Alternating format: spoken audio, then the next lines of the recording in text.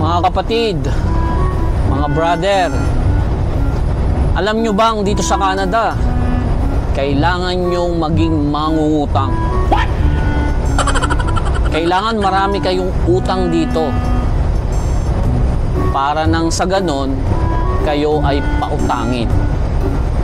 So kailangan nyong maging mangungutang para kayo ay pautangin.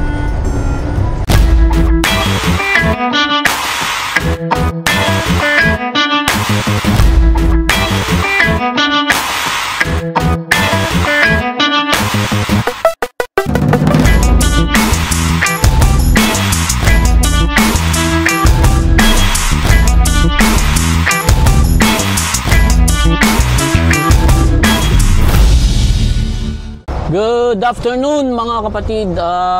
We are just 300 kilometers away sa ating home yard sa Winnipeg. So malapit na tayo. Last load check ko na yon. And yeah, makakauwi na rin tayo ngayong weekend.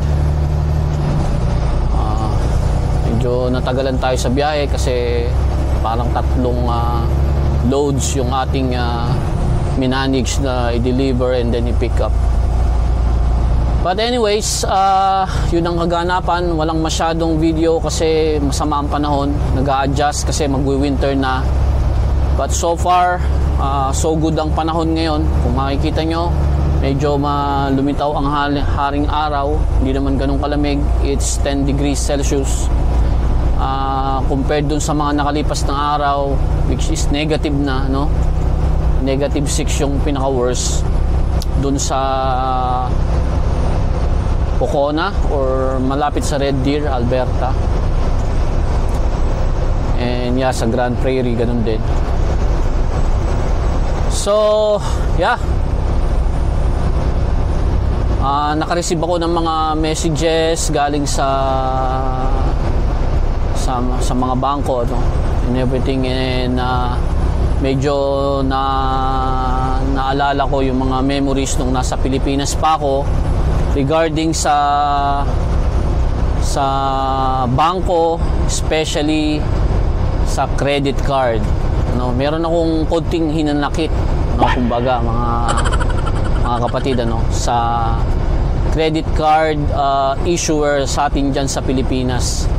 Kasi to tell you, nung nandyan ako, nahirapan akong kumuha ng credit card after nung kauna-una ang credit card ko na na-clone.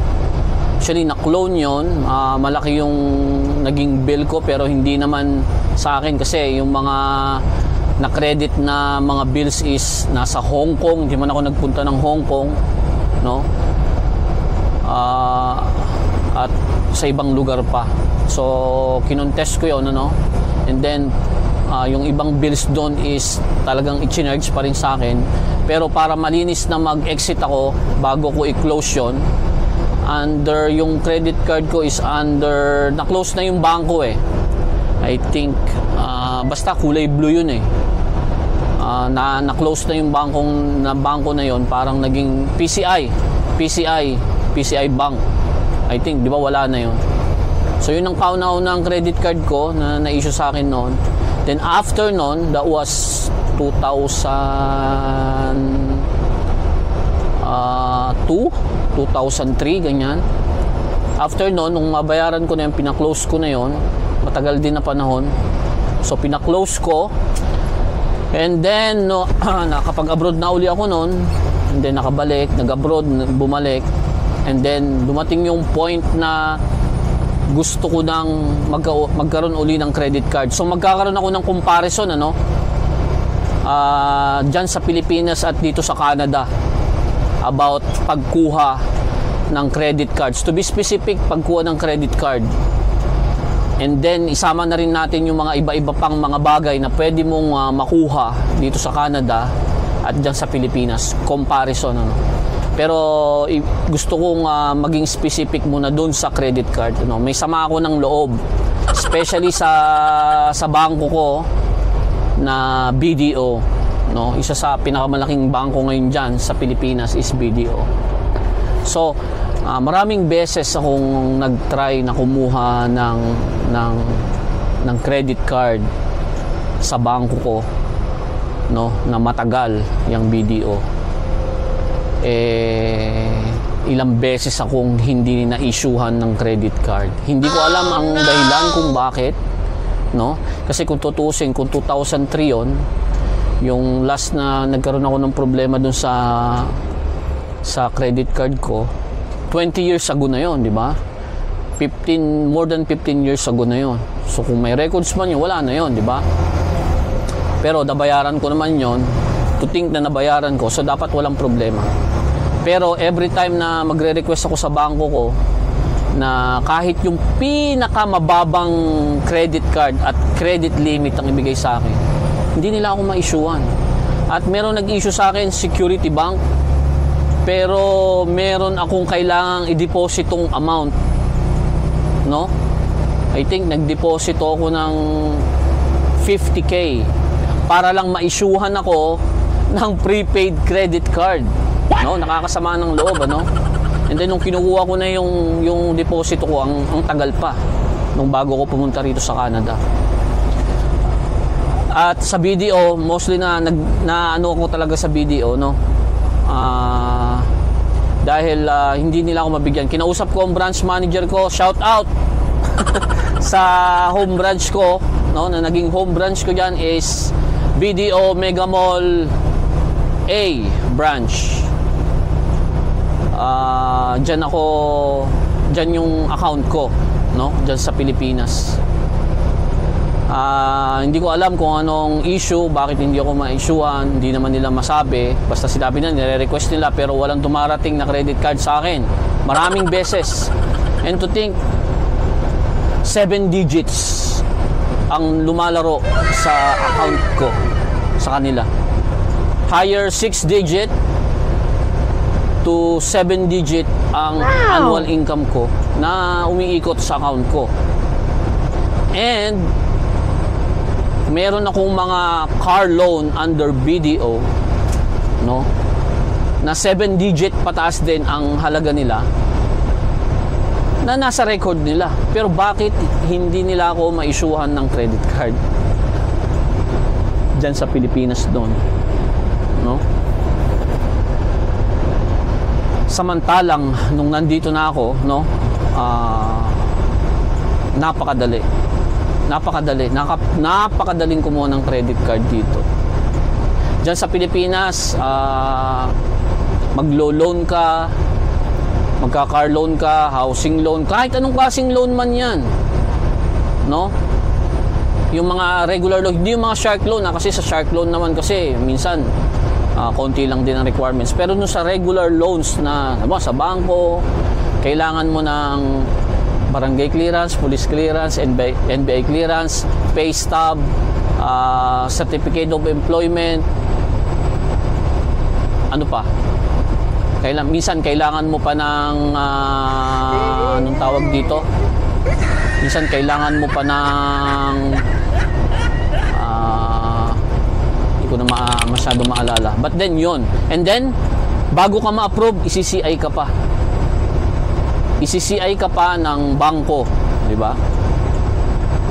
Maraming kailangan sa'yo para lang ma-approve yung loan mo or ma-approve ka ng credit card. Ganyan katindi sa atin. Kumuha ka man ng cellphone and everything, maraming kakailanganin sa'yo.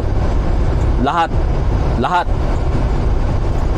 para mabigyan ka ng pinaka base or basic na credit card or loan, no? Ewan ko lang ngayon, no, kung nabago na, pero nung nandyan ako, ganun. And maganda naman ang kita ko dahil may business ako, may trabaho ako, no? OFW ako, matagal akong nagbabangko sa kanila, pero hindi ako na-issuean. And then after nang makarating ako dito sa Canada, no, may share ko lang para doon sa mga pupunta rito, no. May advantage at disadvantage din kapag dating mo rito dahil minsan mabibigla ka, no. Pagkadating ko rito at nung nakakuha na ako ng trabaho, Isang pay stub pa lang ang meron ako, no? Na-issuehan na ako kaagad ng kauna-unang credit card ko. At binibigyan na nila ako ng kung ano-anong gadget na nung 2022 ang uso pa nun is yung iPhone 14, ano? iPhone 14. Binibigyan na nila ako ng yung pinakamataas na variant ng iPhone, pero iPad ang kinuha ko noon dahil kailangan ko sa tracking sa GPS, no? At inissuean na ako ng credit card. Wow! At ang hinanap lang sa akin doon is ang driver's license ko. No, driver's license lang ang hinanap nila. Isang valid ID lang. Nabigyan na ako. And habang nagtatrabaho ako, no, at nabibuild ko kasi dito sa Canada kailangan mag-build ka ng credibility mo through credit score, no? At magagawa mo lang yan kapag meron kang credit card, meron kang mga ibang loans para i-report ng bangko o nung pinaghiraman mo sa credit bureau na nagbabayad ka sa kanila monthly, no? And by doing your part na nagbabayad ka ng credit card mo, kung may loan ka man, car loan, mortgage, napapataas mo ng unti-unti yung credit score mo. Nagkakaroon ka ng credit history, no? Na kung saan napaka-importante yan dito sa North America dahil dyan binabase ng mga creditor, no, ng mga financial institution yung ipapahiram sa'yo at yung interest rate na ipapatong sa hihiramin mo sa kanila at yung bilis ng pag-approve kung ano man ang gusto mong kunin, like bahay, kotse, at kung ano-ano pa, no? So, yun. Dito sa Canada, napakadali lang kumuha ng kahit ano. Basta meron ka na nga ditong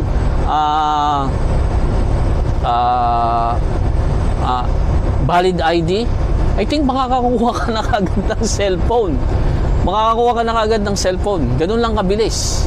At may issuean ka kagad ng credit card, no? At ngayon nga, nung nandiyan ako sa Pilipinas, gustong-gusto kong magkaroon ng magagarang credit card. Ewan ko, medyo fascinated ako dyan. Sabihin nyo mang lavish yan or kalabisan na pagkakaroon ng maraming credit card o yung mga top tier na credit card. Para sa akin parang, ewan ko, kasi pakiramdam ko soon is mapapakinabangan ko yung mga credit cards na yan. Kaya nung na-approve ako dito ng kauna-unang credit card ko, I see to it na binabayaran ko yan monthly, on time. Para ma-build ko yung credit history ko, yung credit score ko, mapataas ko, para pagka nag-loan ako, mabilis lang. Kapag gusto kong kumuha ng ibang credit card, mabilis lang. No? And shout out sa video. Meron na akong credit card dito. Okay lang na hindi nyo ako binigyan dahil dito meron na akong top tier credit card ng American Express, no? Ewan ko kung sino ang nakakakuha ng Platinum American Express dyan sa Pilipinas. Siguro yung may mga magandang trabaho lang talaga. Siguro sumasahod monthly ng 100,000 plus pataas. Pero dito nakuha ko yung Platinum card after 1 year and a half kong nagwo-work at continuous ako nagbabayad ng aking obligasyon sa aking mga credit card. They offered me from the lower tier up to the highest tier, which is actually ang pinaka-highest is yung Centurion card. Mga milyonaryo lang ang makakakuha niyan. And I don't think na gusto ko yung card din kasi napakamahal ng annual niyan. Tama na sa akin yung tipong Platinum. American Express, na nakuha ko rito ng napakadali lang. May use sa akin yan, kaya kumuha ko yan kahit mahal ang annual. Alam ko later on mapapakinabangan ko yan. Kumbaga tinetesting ko pa ngayon kasi sa first year niyan mababawi mo naman yung binayad mo na annual fee niya, doble pa. Kumbaga kumita ka pa, no? And while tinetest mo kung magiging advantage sa'yo yan later on, is up to you kung i-renew mo ng pangalawang taon, no? So meron akong gold and platinum ng American Express, meron din ako ng cobalt variant niyan, at napakadali ko lang kinuha. At ang credit limit, aside from the sa platinum kasi and gold, platinum and gold, charge card yan, wala siyang credit limit. Spend as much as you like, pero syempre wala namang charge card yan, ibig sabihin wala nang limit. Meron pa rin, of course, no? Kapag nakita nilang masyadong lavish yung pagkaskas mo niyan or paggamit mo niyan, of course ididing ka nila, no? But then charge card yung mga yan, so walang problema. And yung credit limit ng ibang card ko is aabot ng 7 digit dyan sa Pilipinas. Ang credit limit 7 digit pataas, no? Yun lang, na-share ko lang kasi parang naisip ko na biglang pumasok sa isipan ko na ang hirap-hirap kong kumuha ng credit card dyan, pero dito sa Canada napakadali lang, napakadali. Lahat ng utang lalapitan ka. Kaya yung mga ibang kababayan natin, o yung kahit sino mang immigrant na pumunta rito, no, na nahihirapan kunin yung mga bagay-bagay na gusto nilang makuha dyan sa Pilipinas, at pagdating dito abot kamay na nila, iniaabot na lang sa kanila, kukunin na lang nila. Kaya lang minsan nasusobrahan, dahil na-overwhelm sila na hindi ako nakakapag iPhone na ganito sa Pinas, pero dito iniaabot lang sa akin, kunin ko. Credit card, kaskas ko dito, kaskas ko doon. Hindi nila na ma-manage yung finances nila, no? Kaya nagkakabaon-baon, o yung iba nahihirapan, like sabay-sabay, maraming credit cards, may kotse, may bahay, no, at maraming magagarang gamit. Kaya ang trabaho nila 2 hanggang 3, no, hindi na sila halos nagpapahinga dahil kailangan nilang bayaran yung mga obligasyon nila monthly. Napaka-importante ng utang dito sa Canada. As long as nababayaran mo yan, you're good. You're good. Mabango ka sa mga creditor. Basta nababayaran mo, namamanage mo ang utang mo, walang problema. Tataas ang credit score mo. So, kauna-unahan yung gagawin dito, pagdating nyo rito, is to build your credit history and your credit score, and you can only do that sa pamamagitan ng paggamit ng credit cards.